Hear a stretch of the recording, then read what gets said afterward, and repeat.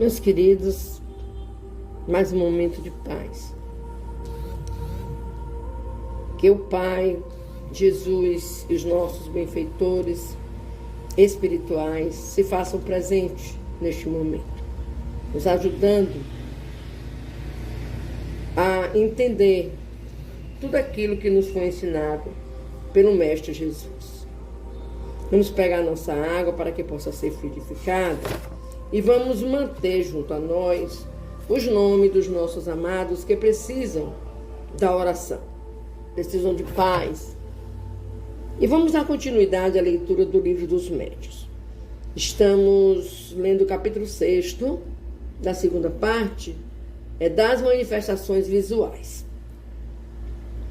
Provam os fatos que há aparições verdadeiras, que a teoria espírita explica perfeitamente e que só podem ser negadas pelos que nada admitem fora do organismo. Mas, a par das visões reais, haverá alucinações no sentido em que esse termo se emprega?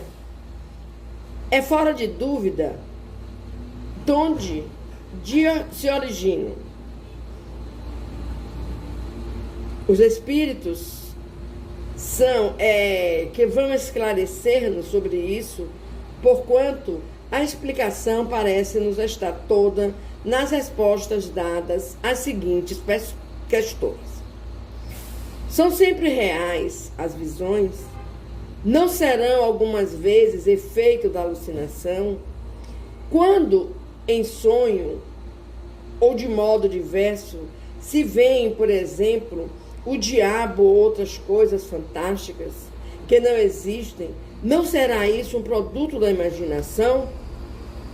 Sim, algumas vezes, quando dá muita atenção a certas leituras ou a histórias de sortilégios que impressionam, a pessoa, lembrando-se mais tarde dessas coisas, julga ver o que não sente. Mas também já temos dito que o espírito, sobre o seu envoltório semimaterial, pode tomar todas as espécies de forma para se manifestar. Pode, pois, um espírito zombeteiro aparecer com chifres e garra, se assim aprover, para divertir-se à custa da credulidade daquele que o vê. Do mesmo modo que um espírito bom pode mostrar-se com asas e com uma figura radiosa. Poder-se-ão considerar como aparições as figuras e outras imagens que se apresentam a certas pessoas quando estão meio adormecidas ou quando apenas fecham os olhos. Desde que os sentidos entram em torpor, o espírito se desprende e pode ver longe ou perto aquilo que lhe não seria possível ver com os olhos. Muito frequentemente, tais imagens são visões, mas também podem ser efeito das impressões que a vista de certos objetos deixou no cérebro, que lhes conserva os vestígios, como conserva os dos sonhos. Despreendido, o espírito vê com seu próprio cérebro a impressão que aí se fixaram, como numa chapa da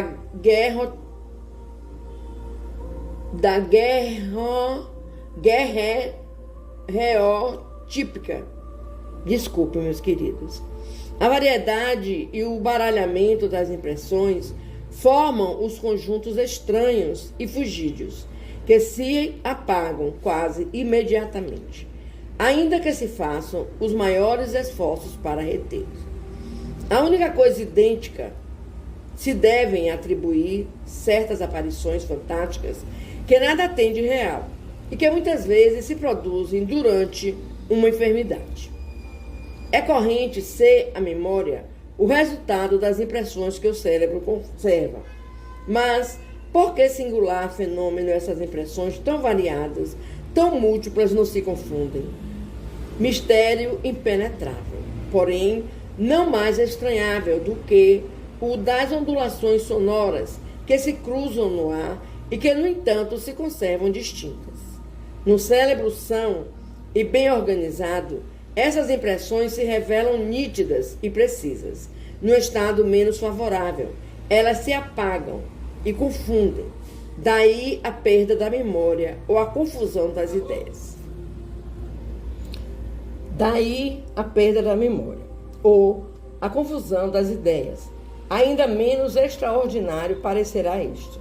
Se admitir, como se admite, em frenologia, uma destinação especial a cada parte e até a cada fibra do cérebro. Meus amores, eu creio que eu falei anteriormente sobre os sonhos serem fatos do acontecimento de nossas vidas diárias. Às vezes você tem aquela coisa que te impacta, que te deixa aterrorizado, que te deixa assim dizendo, meu Deus, não é possível. E você fixa tanta ideia na cabeça daquele fato, que às vezes você termina a noite por sonhar com fatos iguais ou semelhantes, que são apavorantes. Assim como sonhamos com coisas boas, nós também temos essa condição de sonhar com o ruim. Então vigiemos os nossos pensamentos, os nossos atos, prestemos muita atenção naquilo que assistimos na TV, daquilo que vamos para os jornais ler, daquilo que vamos para a net ler, ver, porque nós somos suscetíveis a impressionar, a deixar que aquilo fique ali, ó, martelando. Meu Deus, como é que pode? Como é que fez isso? Meu Deus. Então tenham cuidado, meus amores, muito cuidado com a sua vida diária, com as condições em que você está vivendo, do como os fatos estão ocorrendo e que você está se infiltrando neles, por pensamentos, por leitura. E que Jesus nos cuide durante esse despertar espiritual, durante a nossa vigília do sono. Vamos orar, vamos conversar com Deus. Pai, em Tuas mãos entregamos nossas vidas. Em Tuas mãos colocamos tudo aquilo que pensamos, Pai. Tudo aquilo que nos faz ver o contrário do que somos. Que os nossos guias, os nossos mentores, os nossos anjos guardiões possam estar cuidando do nosso espírito quando dormimos, quando eles saírem para trabalhar.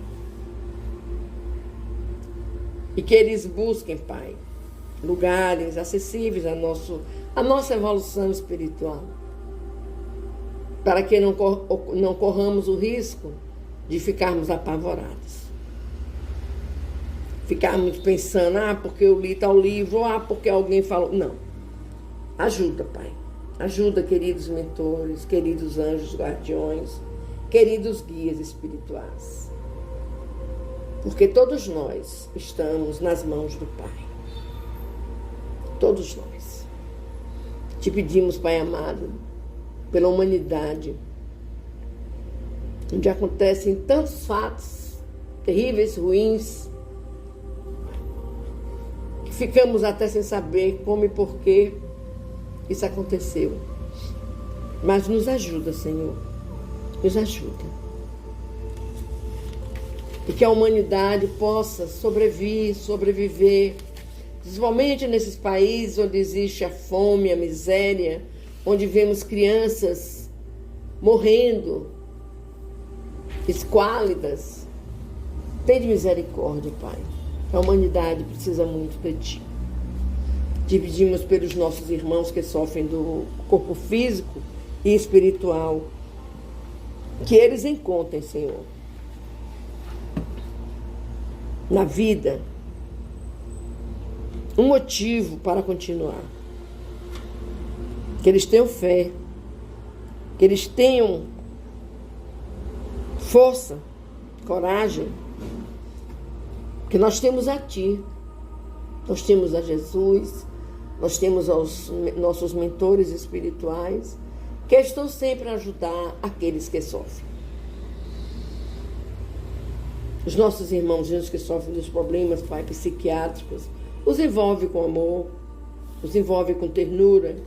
São como crianças necessitadas de carinho, de tranquilidade. Que nossa mãezinha Maria possa estar em cada lar, derramando gotículas de paciência, de paz, de ternura. E que cada pai, cada mãe consiga transformar seu lar num templo divino, onde a tua presença, Pai, onde Jesus Cristo, onde os nossos benfeitores, onde nossa Mãe Maria possam adentrar sem nenhum empecilho.